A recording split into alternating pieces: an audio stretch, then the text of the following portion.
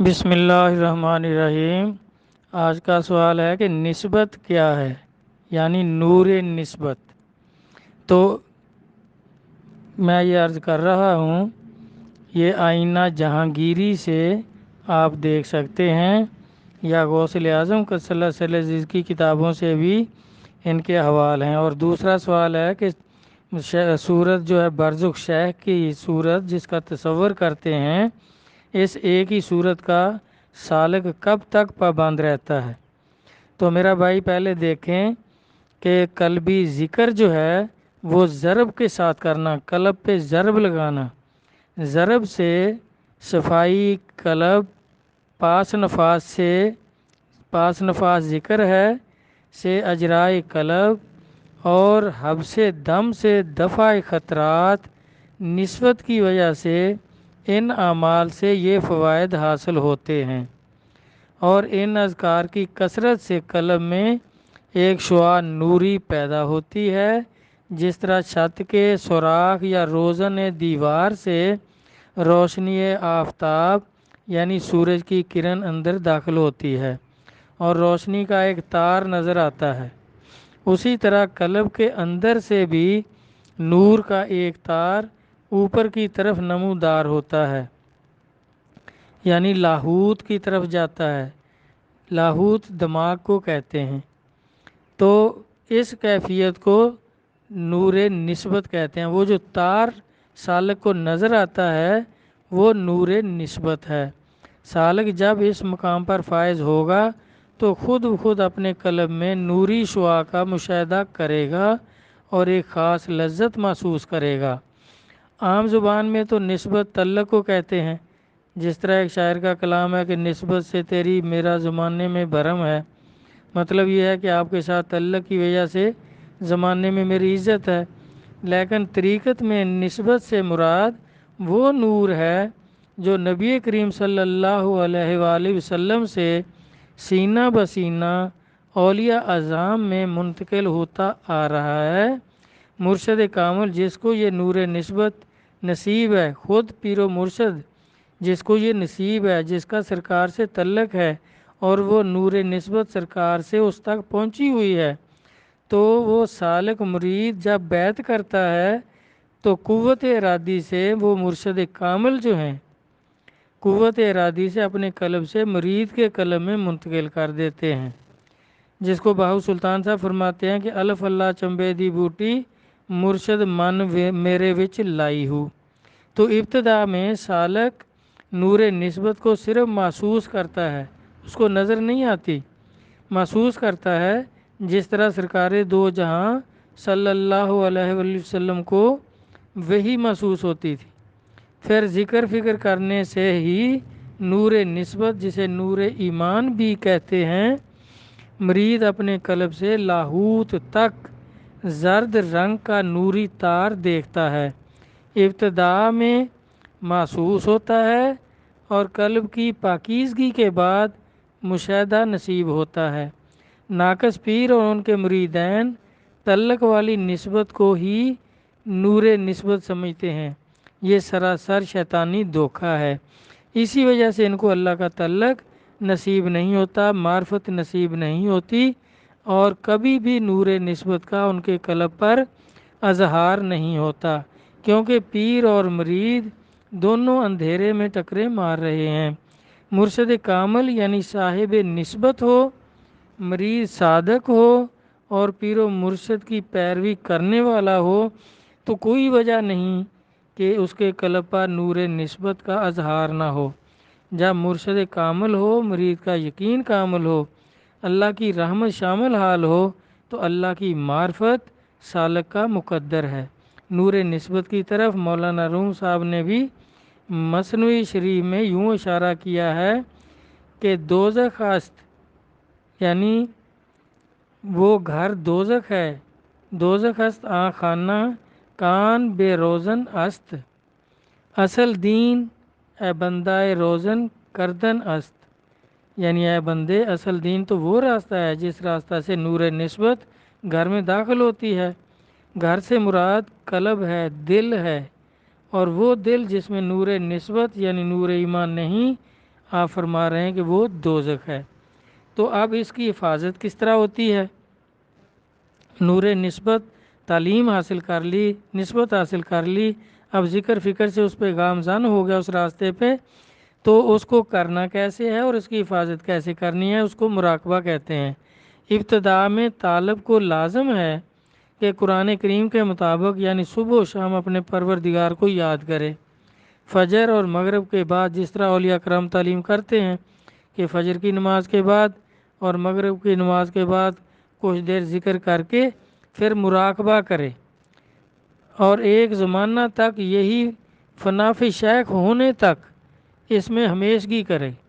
اگر ہو سکے تو ہر نماز کے بعد تھوڑی دیر مراقبہ کرے۔ مراقبہ یعنی پیر و مرشد کو دیکھنا، اس کا طریقہ بھی آگے میں عرض کرتا ہوں۔ مراقبہ کو روز بروز ترقی دے، یہاں تک ایک لمحہ بھی قلب سے مراقبہ ساقط نہ ہونے پائے۔ مرید ہر قسم کا مراقبہ تاریک مقام میں کرے۔ اگر روشن جگہ ہو تو چادر میں چھپ کر یا نقاب ڈال کر مراقب ہو۔ چادر میں اپنے آپ کو پوشیدہ کر کے مراقب ہونا بہتر ہے۔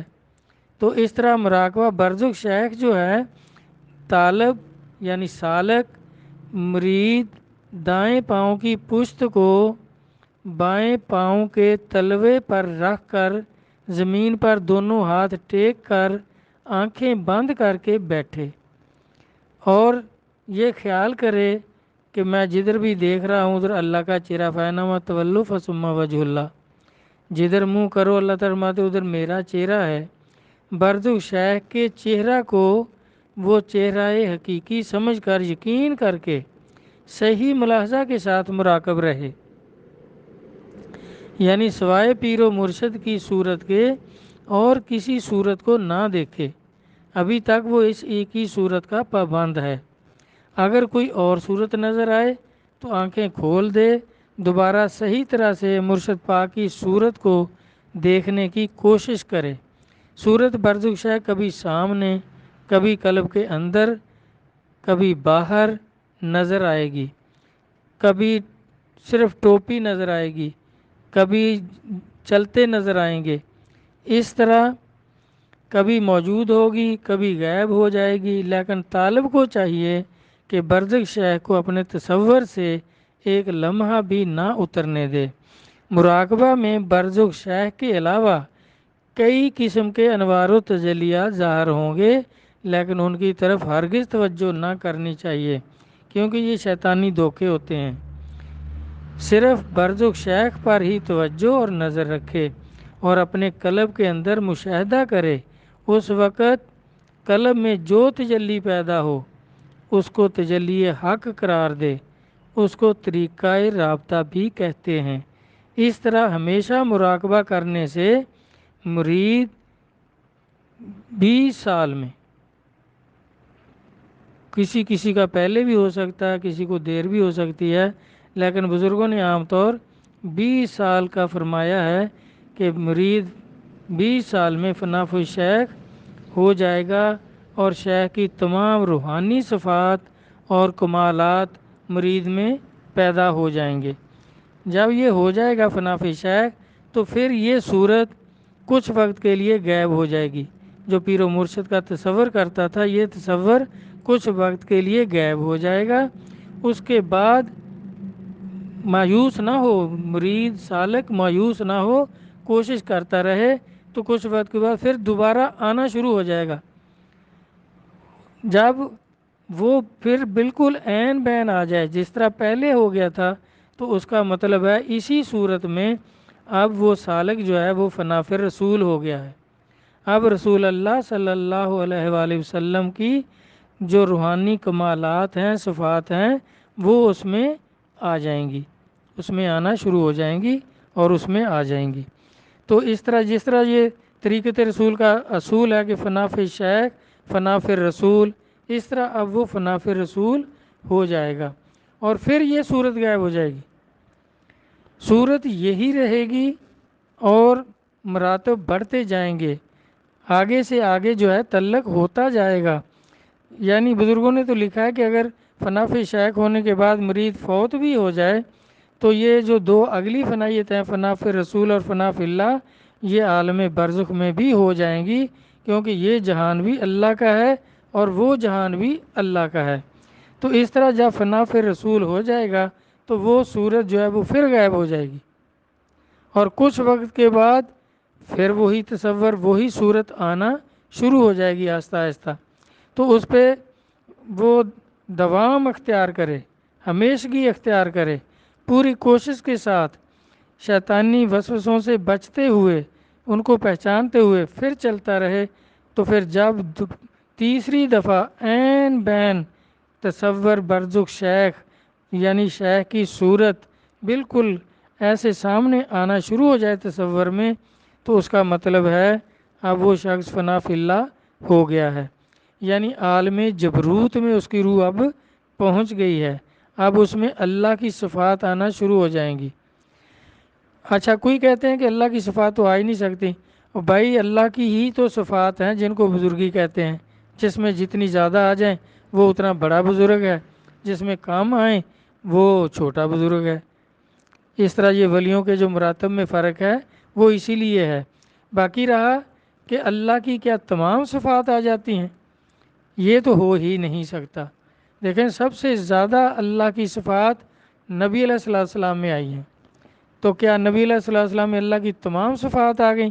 یہ نہیں ہو سکتا، لیکن باقی سب مخلوق سے زیادہ اللہ کی صفات نبی علیہ الصلوۃ والسلام میں آ گئیں۔ اور جب آدمی فنا فی رسول ہوتا ہے تو کیا اس میں رسول کی سب صفات آ جاتی ہیں؟ یہ بھی نہیں ہو سکتا۔ کچھ صفات کا آ جانا بھی بہت بڑی سعادت ہے۔ اسی طرح پیر و مرشد کی صفات جب فنا فی شیخ ہوتا ہے تو وہ بھی بھائی ساری صفات نہیں آ جاتی، لیکن کچھ ضرور آ جاتی ہیں۔ جس طرح حضرت عمر رضی اللہ عنہ فاروق اور عادل مشہور ہیں، یہ عدل کی صفت ان میں بہت آ گئی۔ تو نبی علیہ الصلوۃ والسلام میں کیا صرف عدل کی صفت تھی؟ آپ میں تو اور بھی بہت صفات تھی، لیکن یہ ایک صفت ان میں کمال آ گئی، تو جیسے ان کا دیکھیں مرتبہ کتنا بڑا ہے۔ اور اسی طرح باقی صحابہ میں بھی ایک ایک صفت کمال آ گئی، اور سرکار میں تو وہ ساری صفات موجود تھیں، اور جو اس کے علاوہ تھیں اللہ میں وہ بھی موجود تھیں، اور ان کے علاوہ بھی موجود تھیں۔ تو اس طرح ساری صفات نہیں آ جاتی۔ پھر جب فنا فی اللہ ہو جائے گا آدمی، عالم جبروت کو روح پہنچ جائے گی، تو پھر اس کے آگے عالم لاہوت ہے، جو اللہ کی صفات آئی ہیں ان کا اظہار بھی شروع ہو جائے گا۔ اب وہاں تک آدمی سالک، مرید، بزرگ، ولی اس وقت تک اس کا تعلق ہو چکا ہے، تو وہ ابھی تک بھی پابند ہے ایک ہی صورت کو دیکھنے کا، جس کا وہ شروع سے تصور کرتا آ رہا ہے، تصور برزخ شیخ، شیخ کی صورت کا پابند ہے۔ تو اس کے آگے جس کو نصیب ہوگا پھر وہی تصور بولے گا، خواب میں یا تصور میں بیٹھے ہوئے وہی تصور جو ہے وہ بات کرے گا، اپنا تعارف کرائے گا کہ میں ہوں تیرا رب، یا میں ہوں تیرا اللہ۔ اس تصور سے آواز ہے وہ بولے، تو جس اسم ذات سے وہ تعارف کرائے گا پھر اس میں وہ صفات آنا شروع ہو جائیں گی۔ اس کو کہتے ہیں اس نے اب اس کو پہچان لیا۔ جیسے من عرف نفسہ فقد عرف ربہ، تو اللہ کی معرفت کے بعد پیر و مرشد کی معرفت ہوتی ہے، تو پیر و مرشد کی معرفت کے بعد پھر اپنی معرفت ہوتی ہے، اپنے آپ کو پہچانتا ہے، جس طرح بلے شاہ صاحب کے کلام میں میں نے عرض کیا۔ پھر وہ اپنے آپ کو پہچانے گا تو سب سے پہلے اللہ کی معرفت ہوگی۔ اس وقت تک جب اس تصور نے بول کر بتا دیا کہ میں تمہارا رب ہوں، تمہارا اللہ ہوں، رحیم ہوں، کریم ہوں، ستار ہوں، غفار، جس اسم اللہ ذات سے اپنا تعارف کرایا ہے اس اسم کی صفات اس ولی میں آ جائیں گی، اور ابھی تک بھی وہ پابند ہے اسی ایک ہی صورت کا، جس کو تصور شیخ کہتے ہیں۔ اب اس کے بعد اگر نصیب ہوگا پیر و مرشد کا بھی کرم ہوگا، اللہ کی رحمت شامل حال ہوگی، تو پھر وہی تصور پھر بولے گا، اور پھر کیا کہے گا کہ میں ایک ہی صورت کا پابند نہیں ہوں، میں جس صورت میں چاہوں نظر آؤں۔ جب تصور یہ بات کہہ دے تو پھر اس وقت سالک جو ہے، ولی جو ہے، وہ ایک صورت کا پابند نہیں رہا۔ اب جو بھی اس کو مراقبہ کرنے میں نظر آئے تو وہ اللہ کی ذات ہے، وہ اب اللہ کی ذات کو ہر صورت میں پہچان لے گا۔ جس طرح بخاری شریف کی حدیثوں میں ہے کہ حشر میں اللہ تبارک تعالیٰ ایسی صورت میں نظر آئیں گے جو مخلوق نے، اولیاء کرام نے، انبیاء علیہ الصلوۃ والسلام نے وہ صورت پہلے نہیں دیکھی ہوگی۔ تو اس وقت نبی جو ہیں وہ سجدہ کر دیں گے، کیونکہ نبی رسول ہر صورت میں پہچان لیتے ہیں۔ جس طرح موسیٰ علیہ السلام کوہتور پر درخت سے جھڑتے ہوئے نور کو دیکھ کر پہچان گئے کہ یہ تو اللہ کا نور ہے، یہ تو اللہ کی ذات ہے۔ اور نبی علیہ الصلوۃ والسلام کو انسانی صورت میں معراج ہوئی عرش پر، تو آپ ہی پہچان گئے کہ یہ میرا اللہ ہے۔ تو اس طرح نبی اور رسول جو ہیں وہ اللہ کو جو بھی صورت اختیار کریں اللہ کی ذات اس میں پہچان لیتے ہیں، لیکن جو اس مرتبے کو ولی پہنچ جائیں، جو رسولوں کے مثل ہو جائیں، جس طرح سرکار میں ہے کہ میری امت کے ولی مثل انبیاء بنی اسرائیل ہوں گے، جو ان کی مثل ہو جائیں گے، جو رسولوں کی مثل ہو جائیں گے، ان سے سلسلے بھی اسی طرح ہوں گے جیسے رسولوں سے امت ہے، تو وہ جو ہیں پھر وہ پابند نہیں رہے ایک ہی صورت کے، وہ اللہ کو ہر صورت میں پہچان لیں گے۔ حشر میں بھی جب اللہ جس بھی صورت میں نظر آئیں گے وہ سجدہ کر دیں گے، اور نبی بھی سجدہ کر دیں گے، اور باقی ولی جو ہیں اور ان کے مریدین اور صحابہ کرام جو اس مرتبے کو نہیں پہنچے وہ کھڑے رہیں گے۔ اللہ پوچھیں گے آپ کیوں کھڑے ہو؟ انہوں نے کہا کہ کہیں گے کہ ہم نے ایک آواز سنی ہے کہ اپنے آقا مولا کے ساتھ ہو جاؤ، جب ہمارے آقا مولا آئیں گے ہم پہچان لیں گے ان کو، ہم ان کے ساتھ ہو جائیں گے۔ تو وہاں حدیث کے الفاظ ہیں، نبی پاک نے فرمایا کہ پھر اللہ تعالیٰ جانی پہچانی صورت اختیار کریں گے۔ یہ ان کے لیے جو ہر صورت میں اللہ کو نہیں پہچان رہے تھے، ان کے لیے پھر جانی پہچانی صورت، ان صحابہ کے لیے نبی علیہ الصلوۃ والسلام کی صورت، ہر امت کے لیے ان کے نبی کی صورت، اور اولیاء کرام کے جو اولیاء کرام اور ان کے مریدین ان کے پیر و مرشد کی صورت جب اللہ اختیار کریں گے پھر وہ سجدہ کر دیں گے۔ تو اس طرح میرا بھائی جن کو اس طرح کے مراتب نصیب ہو جائیں، جن کو تصور خود بولے کہ میں ایک ہی صورت کا پابند نہیں ہوں، تو وہ ایک صورت کے پھر پابند نہیں، وہ اللہ کو ہر صورت میں پہچان لیتے ہیں۔ تو ان کے لیے یہ حکم ہے کہ مراقبے میں جو بھی ان کو نظر آئے، تو یہ ہر آدمی کا مقدر نہیں ہے، سب ولیوں کا مقدر بھی نہیں ہے، یہ خال خال لوگ جو اس مرتبے کو پہنچ جاتے ہیں ان کو مبارک ہو۔ باقی اس میں کوئی کمی بیشی رہ گئی ہو تو میری رہنمائی فرما دیں، آپ کی بڑی بڑی مہربانی ہوگی، کیونکہ علم سمندر ہے، سارا کسی کو نہیں آتا، نبیوں کو آتا ہے اور اللہ کے ولیوں کو آتا ہے۔ ہم جیسے غریب لوگوں کو جو چند کلمات اپنے آقا مولا پیر و مرشد سے نصیب ہوئے وہ میں نے عرض کر دیے، اور یہ بالکل حقیقت ہے، بالکل حقیقت ہے۔ اللہ رسول، اللہ، اللہ کے رسول اور اولیاء کرام کے کلام کو سمجھنے کی توفیق عطا فرمائیں۔ اللہ حافظ۔